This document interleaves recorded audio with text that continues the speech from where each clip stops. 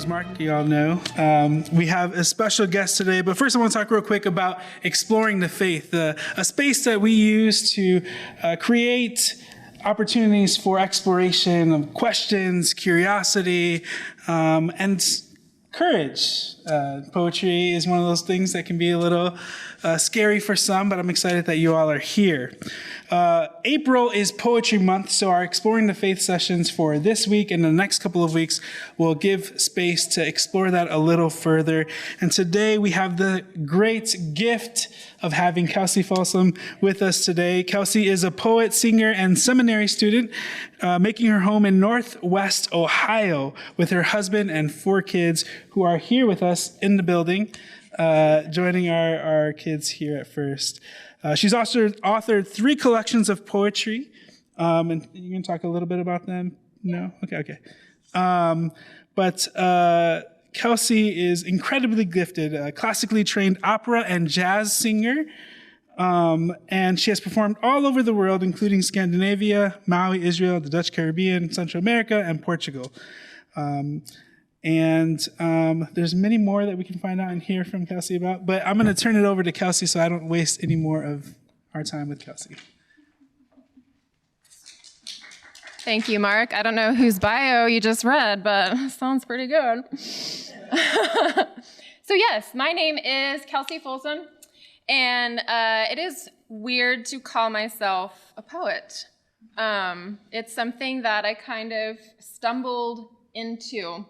And I think a lot of us, as we discover kind of our creative gifts and start exercising them, stumble into them by some way. Some pressure in our life kind of pushes us towards this art that then gives vent to the questions we have and to just the different problems we're facing.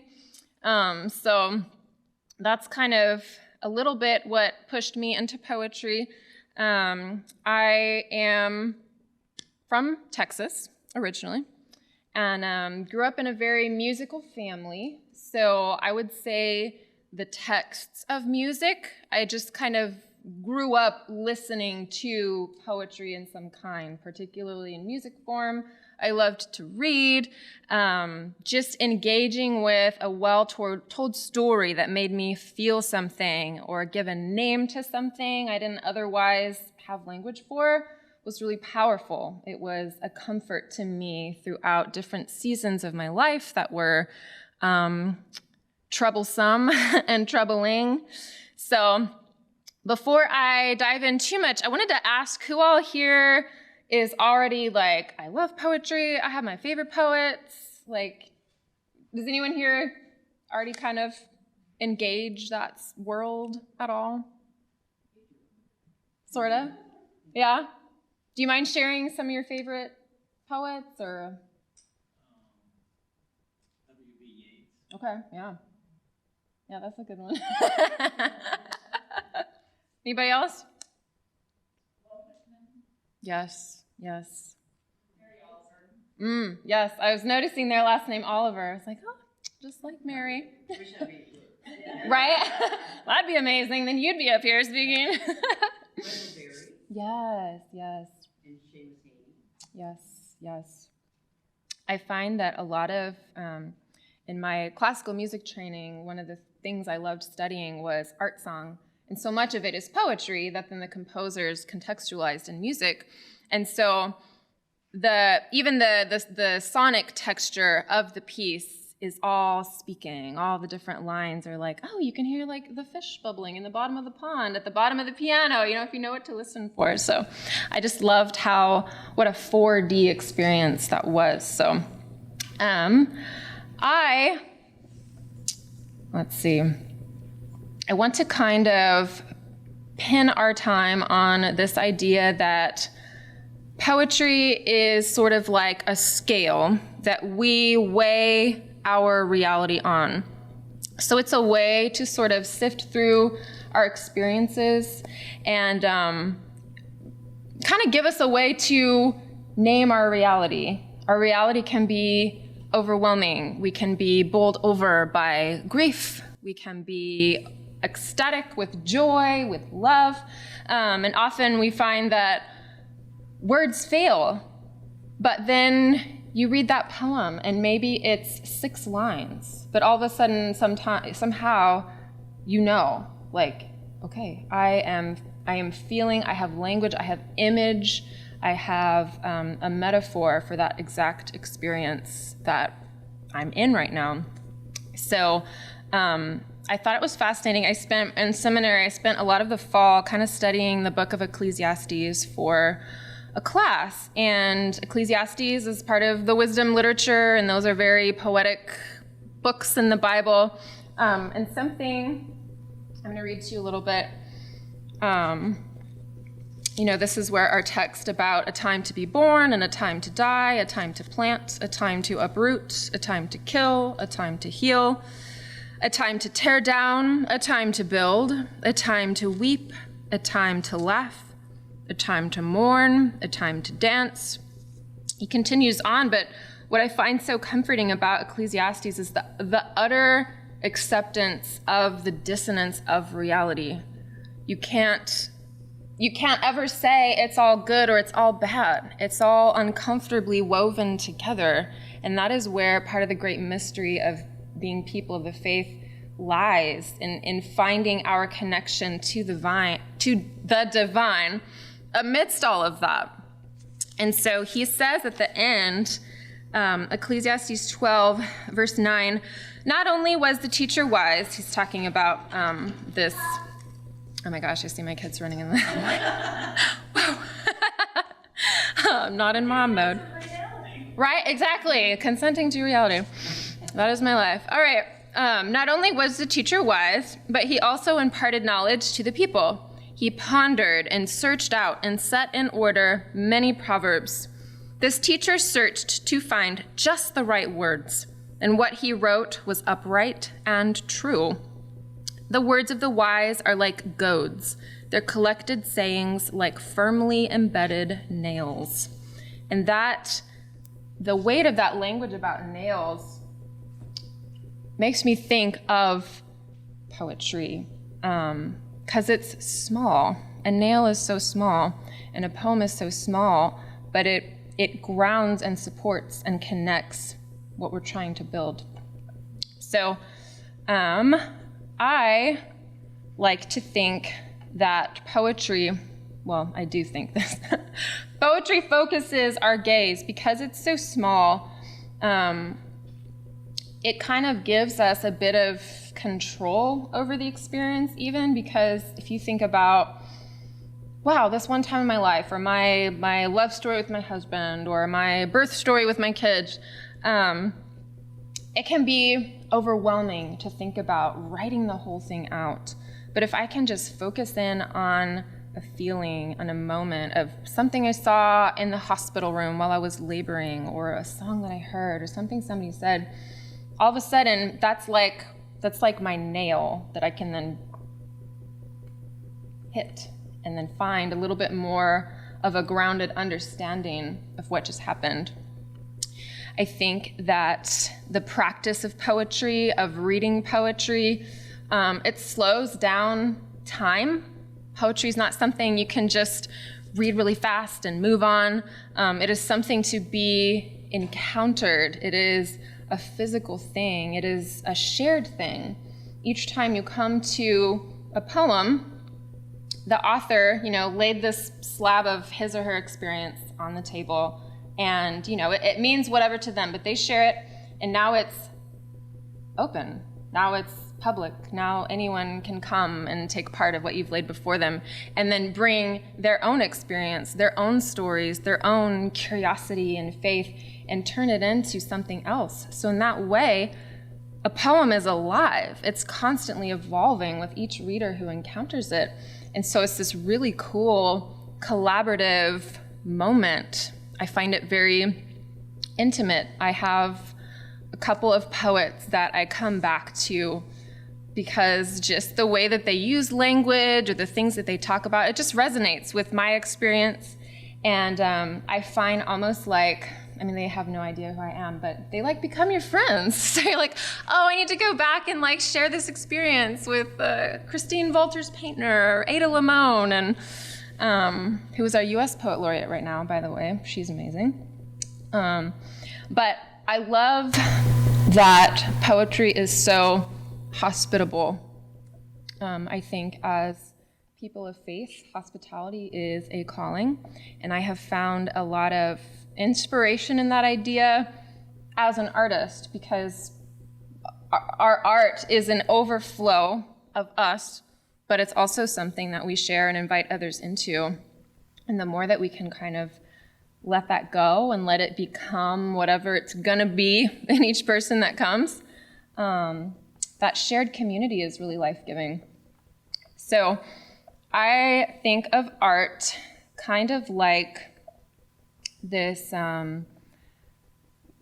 So when the Israelites were exiting Egypt and God covered them with God's fire by night and cloud by day. And I was thinking about, like, why fire? Like, you initially think, oh, well, you need to light when it's, you need to see when it's dark outside. You need fire to be able to walk along and get to where you need to go. We think that, also fire warms us. So maybe it was really cold in the desert. Humans have to be warm to survive. We have to see when it's dark and scary. But I like to think that God chose this fire, to lead them and to also kind of metaphorically lead us, because it's not so much that the darkness is perhaps an enemy. I think it's the isolation, because God's not our fire by night because darkness will kill us, but because the isolation will. And the fire brings people together because they're gonna come where the fire is. So it's about community. Even something as small as a candle can bring about such community. And that is also where I think a poem really shines, because it is so small. And it does, to me, have the effect of a fire because it brings people together. And as we have experienced in the last couple years of our very weird and wild human history, there's been a lot of isolation, a lot of longing for community, for shared experience, for, like, are we okay? Like, life just feels better when you're having a beer with a good friend around a fire in the backyard, or, meeting to go to a concert or go to a reading of some kind. Like, we were built for relationship, and we're kind of a little deprived right now of that. So as we come back out into society, I feel sometimes a little weird, like, oh my gosh, I'm so hungry for friendship. Like, I haven't felt so hungry for that in a long time, but it just, it reinstates just the beauty of people. So I also find that, let's see, I talked about that already. So I want to go back to this idea of poetry kind of suspending time. We talked about how it focuses our gaze, it heightens the value of immediate reality.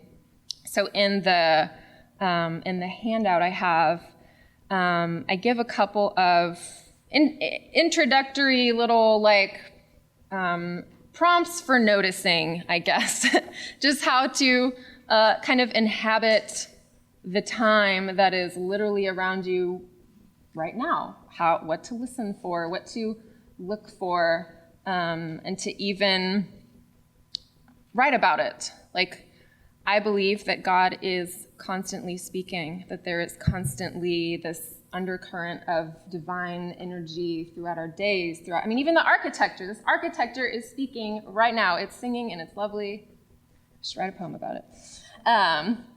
But that noticing could be anything.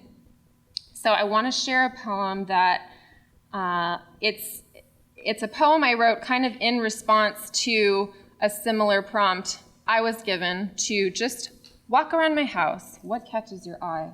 And each time something catches your eye, stop and just write 4 to 6 lines about it. and then, move on to the next thing. So as you move through your house, all of a sudden you're practicing, you see this stuff every day. It's kind of like background now. You zoom past it and it doesn't really speak so much anymore. But when you slow down to notice it, all of a sudden you're like, wow, I didn't realize that broken TV I haven't thrown out yet has something to say to me today, or is evocative of something in my spirit I'm wrestling with, or a question I have. So this was a poem. I'm just going to get into it. I shouldn't explain it first. So this poem is titled In Memory of a Goddess. Homemade art, falling prey to humidity, waves weary waning on the wall. The colors grab my attention briefly, laughing at my sad attempt at nesting. Chewed up crowns, waxing eloquent on the ground, never seem to keep their flesh under wraps. Aghast, they've colored tongues again and wound up crumpled in the trash. And then the broken television. And then, what will you share with me today? A dream unfurled in your vapid tunnel vision picture pending. All I see is me today. Baggy linen trousers and a pair of shriveled breasts bending over rancid sippy cups. The never-ending dishes are a slew of all my wishes, heaping dirty, piling up into the night. So that poem I wrote while I was living in the Dutch Caribbean. My husband is a physician, and he was attending med school in the Caribbean. So at that time, my first 3 babies, I call them Irish triplets because I became pregnant with my twin boys when my daughter was 9 months old. So I just had a ton of babies all at once. We decided, hey, we like a good adventure. Let's move down there with him and just see how it goes. So it went pretty poorly. But hey, a poet was born, so it all worked out. So in that time is when life felt so overwhelming. I mean, this island was 5 square miles. There was about 1,500 inhabitants. I had no family, no friends. My husband's in medical school, so pretty much non-existent. And I have these 3 babies I'm just trying to keep alive. Not to mention, it was the year 2017, which is when hurricanes Irma and Maria decimated the Caribbean and Puerto Rico. And here we are on our little island, just why are we here? This is the strongest recorded hurricane in Atlantic history, recorded history. And we couldn't evacuate, island's too small. So, there's just a whole lot brewing all around me. And I felt I can't even write about it. I've been a journaler my whole life. It just felt good to exist on the page. Okay, I'm okay. I exist on the page. I'll be okay.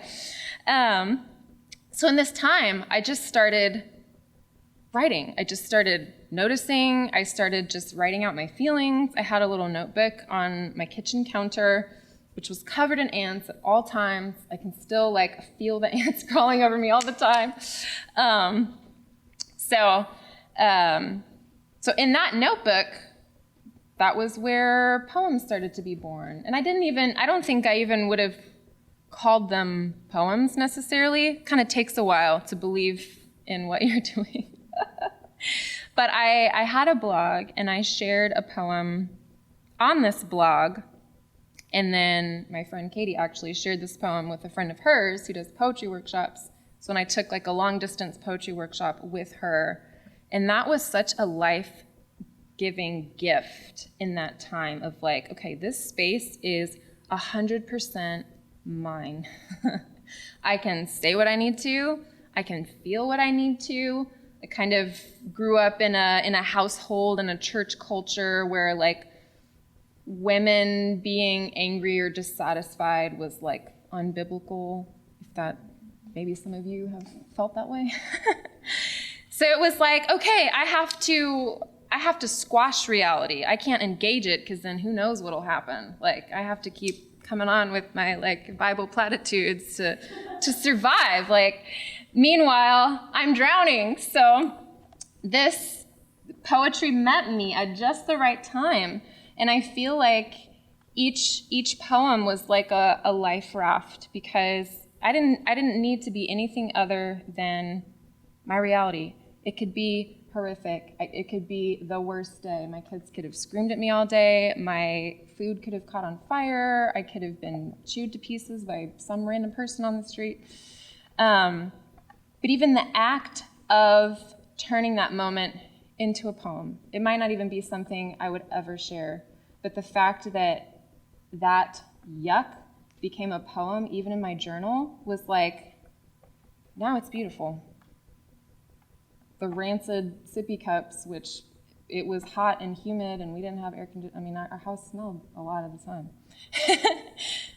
But now it's a poem. That broken television, now it's a poem. Now it's something beautiful. Now it has become art. And I kept thinking about that verse of God bringing beauty from ashes. And I felt like, okay, all I need to focus on right now is to keep bringing the ashes. Just keep bringing the ashes. Keep bringing the ashes. And maybe eventually I'll rise above the waters that are like over my head. So I think of it as like digging out of darkness, one poem at a time. And so if any of you are kind of dabbling in poetry or interested in poetry, I cannot give it a high enough review for just sorting through emotional issues, through marital issues, through parenting issues. I mean, anything. There is nothing that cannot become, I don't even want to say tamed, because that's not the right word, but I feel like poetry is such a beautiful tool just to build something beautiful out of what feels really broken. So I want to shift into, let's see. Why don't we look at our handouts really fast? And I'm going to read the first poem, Ruach, which some of you probably know means breath in Hebrew, and is a name for the Holy Spirit. And so this was a poem I wrote a couple years ago.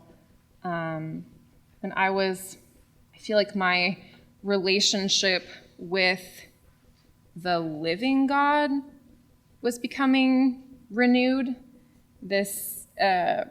I started to kind of tune my awareness more into, if Jesus was sitting right next to me, what would he be doing? What would he be saying? What kind of grace would he offer to me in this current place? So thinking about the Holy Spirit and the comfort of breathing, of hearing others breathe, of a child wanting to come and just lay their head on mama or daddy's chest and just feel their heartbeat and hear them breathe. Like, oh, such a comfort. So I'm going to read it, and then there are a few questions, and so I will give, do you think 5 minutes feels okay for answering some of the questions or thinking about it, and then we can kind of share about it? Does 5 minutes sound okay? All right, so I'll read the poem, and then in about 5 minutes we'll come back. So this is Ruach. He's always smiling, an easy grace on his lips, on his shoulders rest that carries every shame. Reclined in love's invitation, we are one, he says. In these wounds find your comfort and your name. Daughter, son, breathe in, breathe out. The glory I made for you is brighter than fame. It's brighter than clarity. It's a flame of divine truth, more perfect than emptiness, wholeness, where every fractured piece becomes beautiful, remade, necessary, for the Prince of Peace knows no end. Breathe in, breathe out, because love has found your name. All right, let's go ahead and come back to the space. So what, in that poem, what imagery or words kind of stuck out to you, or after you read it, how do you feel, if anyone wants to share?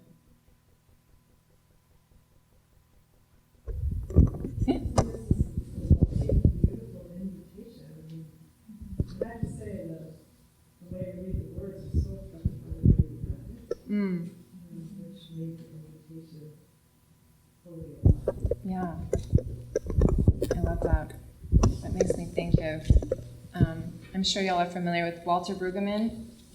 Anyone familiar with him? He's, man, I want to die and like come back as him. Brueggemann, I could be pronouncing that wrong. Walter Brueggemann, yeah.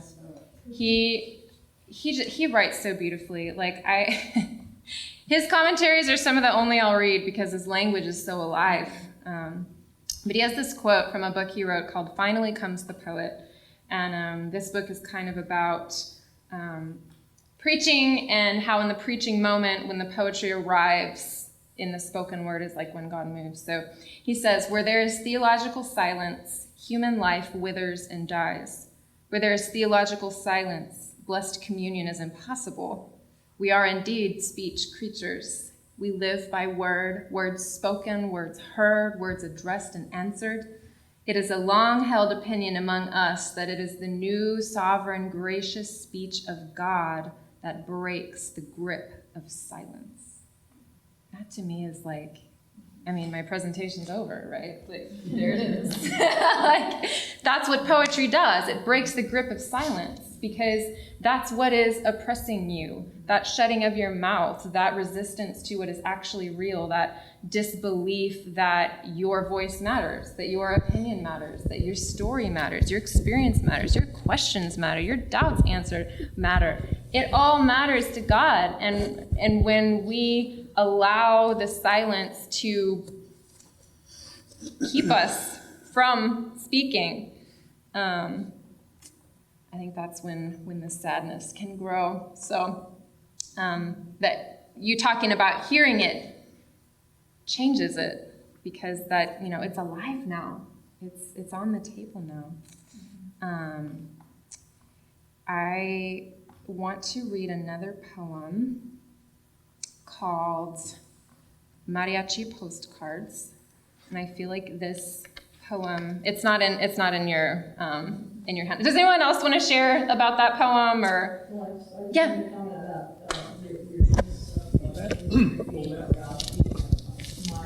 Because there's something, you talked about community. You talked about smiling is something that stuck out to me, and you talked. A smile is something that is powerful among people, that connects them. So I liked that imagery a lot. That I'm being smiled at even when I'm not feeling like I should be being smiled at. So I liked that. I appreciated that word.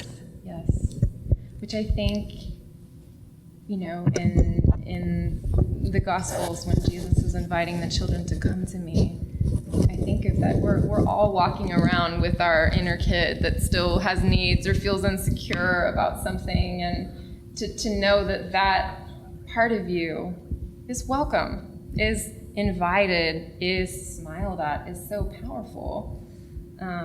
So I think that I like that you brought that up, because it took me a long time to believe that when God looked at me, God smiled, instead of, well, you're lucky, you're not in hell right now. You know, like I grew up just thinking that God was kind of mad at me and like, thank goodness Jesus died, otherwise I would be dead right now. Like, which, yay, yes, thank you that Jesus died. And shifting my belief that God is for me, not so much because God has to be, but because God wants to be. I'm delighted in as a creature he made to express goodness and beauty and uniqueness. And I think of, you know, if you, like, I want to engage all of your art. Like that's where the divine humanity comes out and is shared, and I just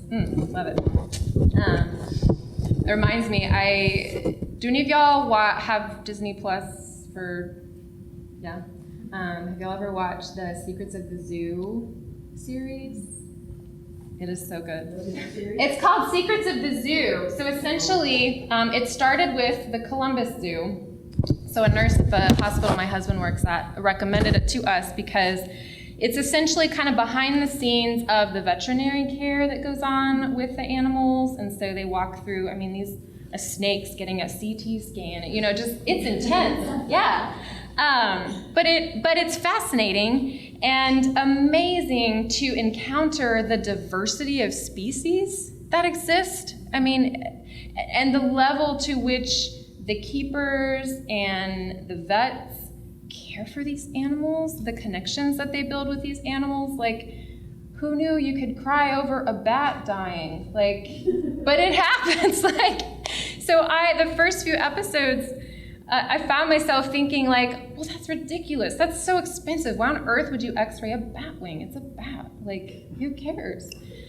And then I had this challenging thought, I believe from God, come into my spirit, like, I cared to make it.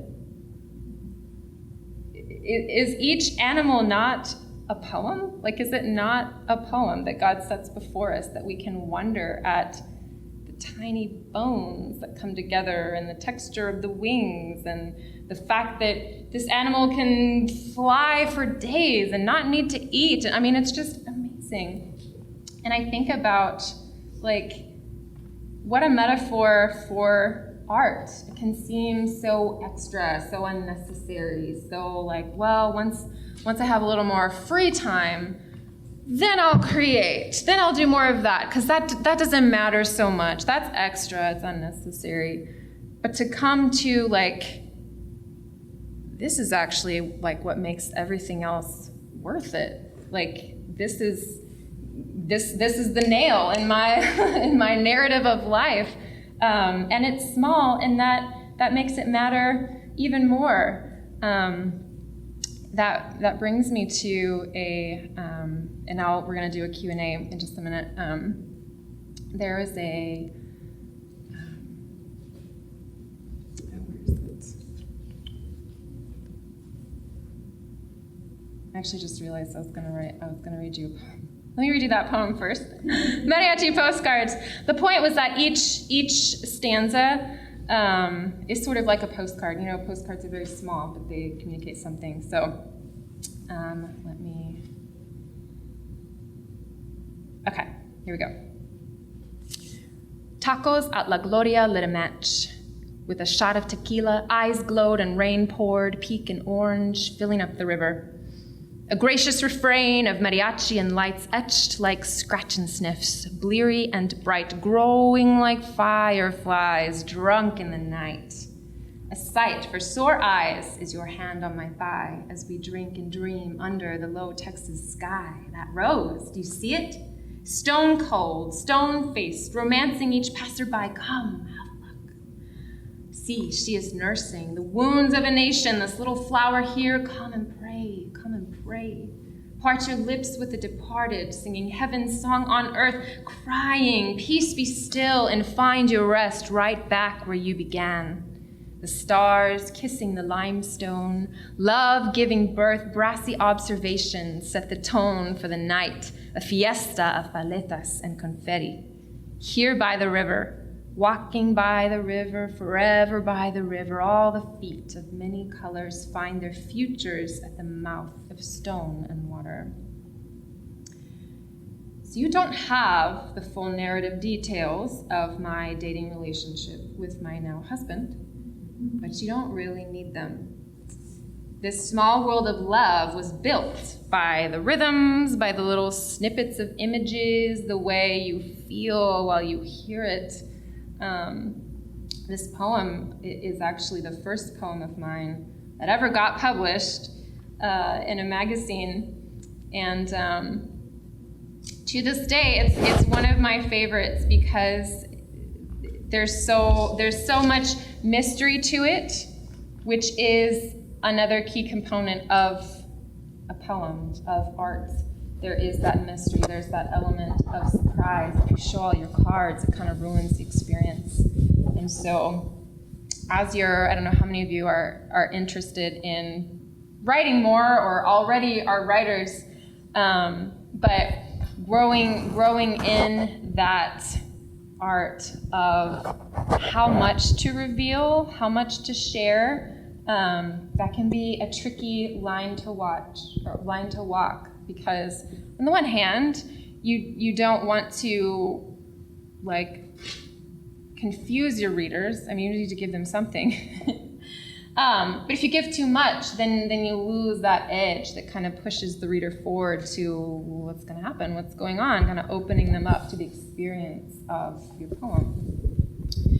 So that poem I like to share to kind of communicate how little words you need to make an effect of romance, of sorrow, of kind of that first time your partner touches you in a way beyond friendship, and you're like, woo, here we go, all right. You don't need a lot to explain that. So that's something I love about poetry. It's so evocative. So we are kind of nearing the end of our time together.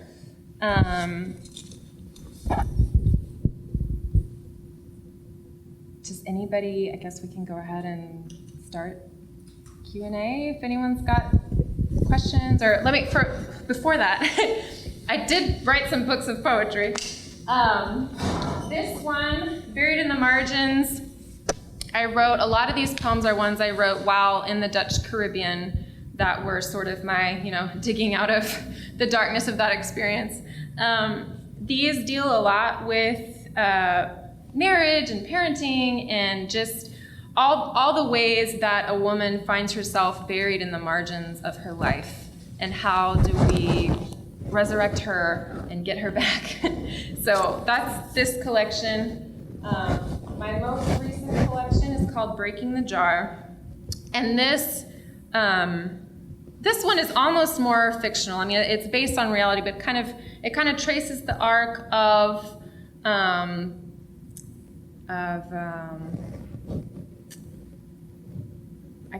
trauma and of unpacking the ways that a woman is used, abused, et cetera, et cetera.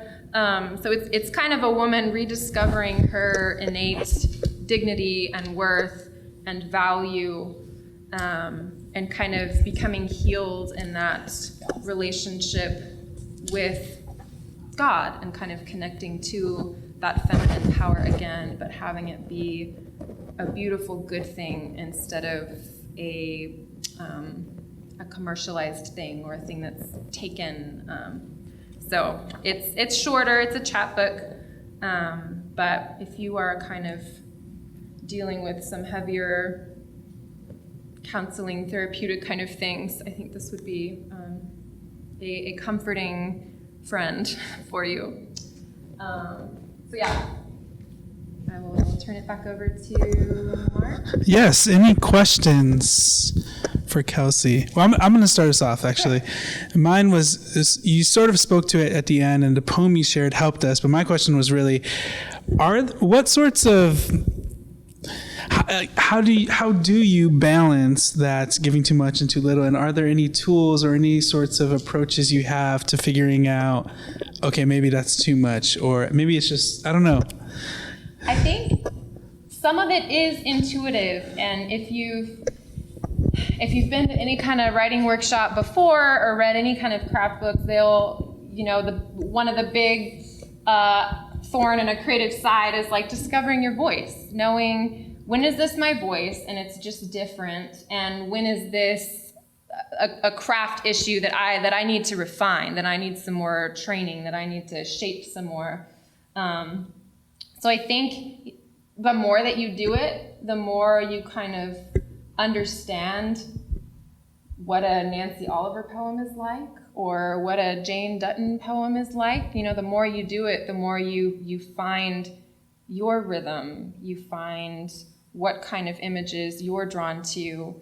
And that's why I think exercises like the going around your house and just seeing what catches your eye, that is sort of, for me, has been a way to sort of discover, like, what images speak to me, what kind of pulls out that undercurrent of my experience. And even as you read other writers, you'll notice there's things that they're just like, wow, birds are always showing up in that lady's poem. I guess birds are a thing for her, or whatever, a spider or a bat or a snake, whatever, pianos. So you'll find, I mean, even when I look back on my work, I'm starting to understand more about learning about what is speaking to me. And it's an additional invitation to, okay, God, why? Why does that keep catching my eye? Why am I so enamored with dragon fruit? Why am I so, like, it could be anything.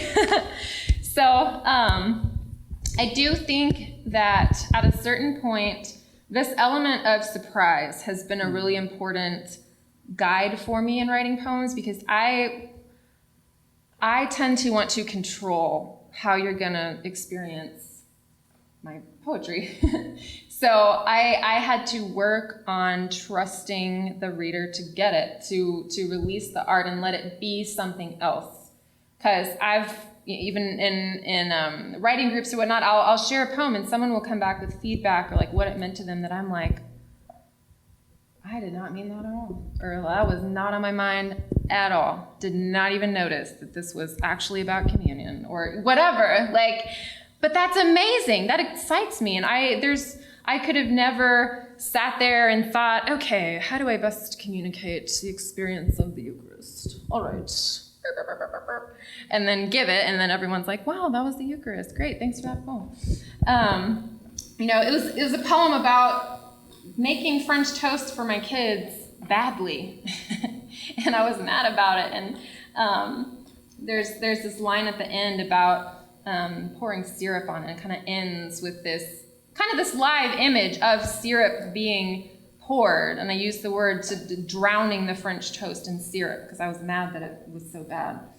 And a friend of mine who was reading it tuned into this crucifixion imagery of something being seared and burned and then drowned with the syrup and poured out in a way. And I was just blown away. Like, I couldn't have done that. Like, that was not me being so good at writing that I like brought you this beautiful theological poem. Like, that was me just like being mad at my French toast, and I wrote about it. But now it's like you bring the bread and loaves to Jesus and it'll multiply, like, well, this is my lunch, so do with it what you will, Lord. And the Lord does. But that element of trusting, I feel like even within the last year, there's been a lot of kind of prying my fingers off of the outcome of my art, of needing to tie my poems up with a meaning or a message or a takeaway or whatnot. And letting, I feel like even ending a poem with an action, like the one I read earlier about the dishes piling up into the night. That is an active image that hasn't finished yet. So even though the poem is over, it's still kind of multiplying in your mind. It's still alive. So I think that element of surprise and of trying to use language that remains active even when the poem is over has been, I feel like that has taken my writing to another level, like maybe a more honest level. It's more fun. It's more fun to let go.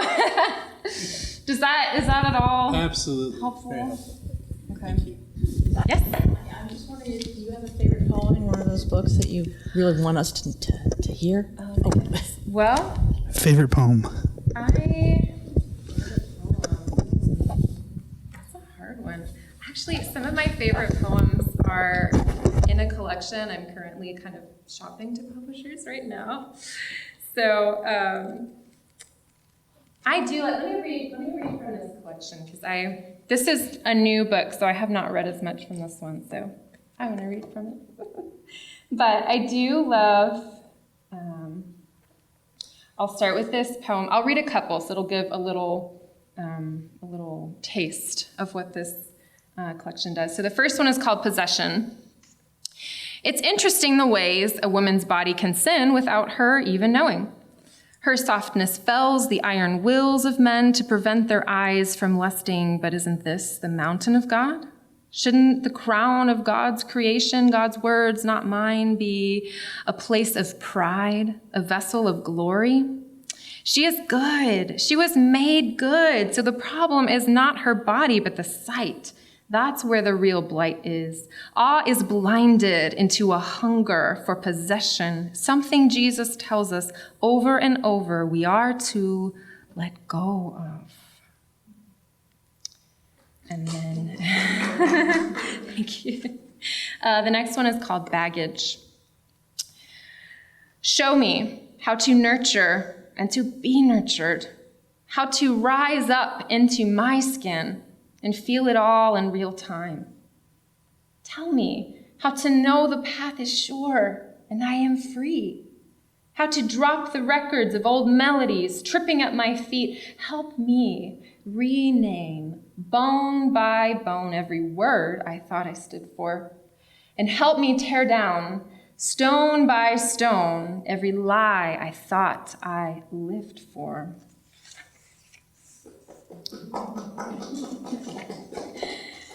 And then this, I'll read the last 3 poems of the collection. They're all pretty short.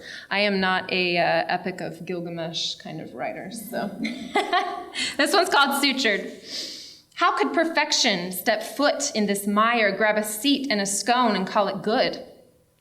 How could a visit in grave clothes become sequined bodycons and spinning disco balls? How could a broken body open a wound and find foaming wine in the depths, making peace stitch by stitch with the shadows, writing letters on my flesh? It's like a temple I walk around in, breathing mists like salvation's tonic. There's a line, a streak of pain that surrounds these sleeping dreams, an electric fence of fierce resistance, keeping all the beasts at bay. This home is too precious. Born out of fire, its steel has been tested and no weapon can divide it. What has died and found new life can't be stopped by stilted pride, heartbeats, thump, thump from the stone. Even a rock is too soft for this love. Human hands cannot lay hold the hope that finds asylum here. And this very last poem is called Swinging. The gray chain wrapped in blue ribbon holds me close, pacing my flight like a pendulum. Hair brushed back by salty wind, blowing through the oak trees, laughing lines grooved along the branches. To my right, the next generation subdues the earth, curls bright with possibilities. At her feet, endless territory to walk and call her own. At her back, sinewy love swallowing up a crinkled face with joy. And in her chest, a window frosted with snowy drops of new life, as inside a heavy heart grows a little lighter, as this little girl leans back to catch the sunlight. The end.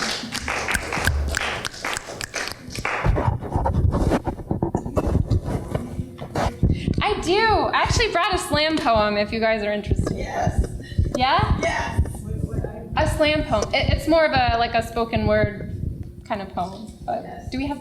Yeah. I mean, it's like 2 minutes long. Let's do it. We're going to do a slam poetry. Okay. All right. Yes, Anne was like this more. Because it gets alive.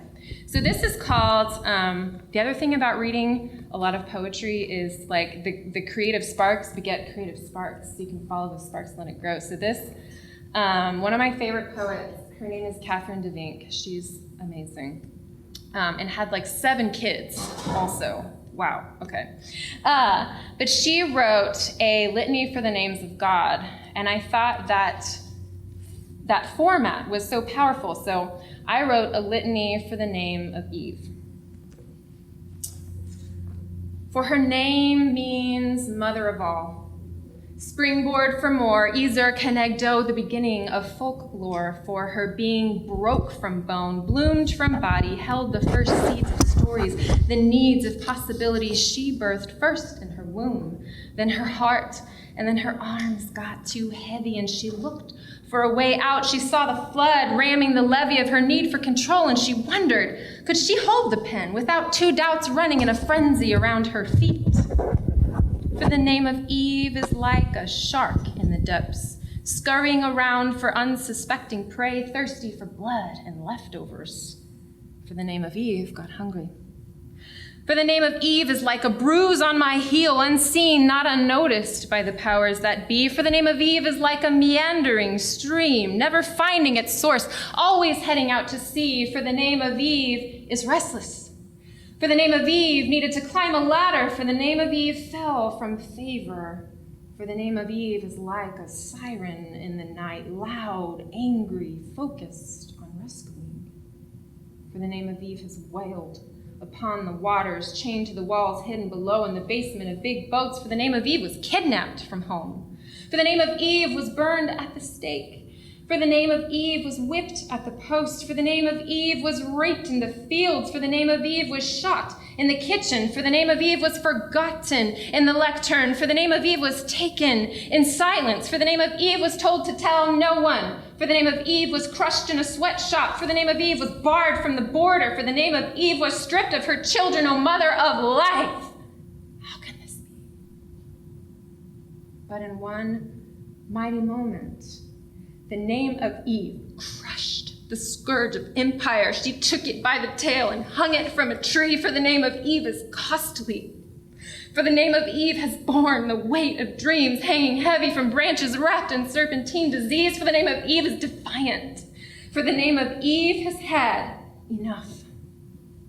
For the name of Eve rises up like God, holding each face, fearing they don't belong, and she pleads, don't you let nobody turn you around, turn you around, turn you around. Don't you let nobody turn you around. You gotta keep on walking, keep on talking, marching up to freedom land.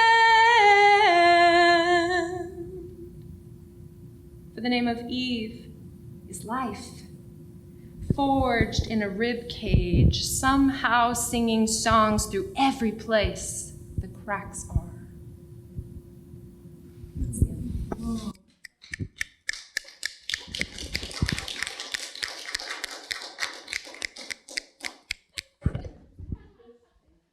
Well, thank you, Kelsi. Let's give Kelsi another round. Thank you so much. Oops. Friends, can I pray us out as we end our time together? And Kelsi, you'll hang around maybe after? Yes, if you want to purchase the book, they're here. Let's pray. Good and gracious God, we give you thanks for this day. We give you thanks for this space and the opportunity to listen and explore what it means to break the silence in our lives. And God, we ask you to give us the courage to speak, to write, to listen, and to notice your movement both within and around us. And God, we ask you to always bring us the awareness that you are with us every step of the way. We pray this in Jesus' name. Amen. Amen. Friends, go in peace.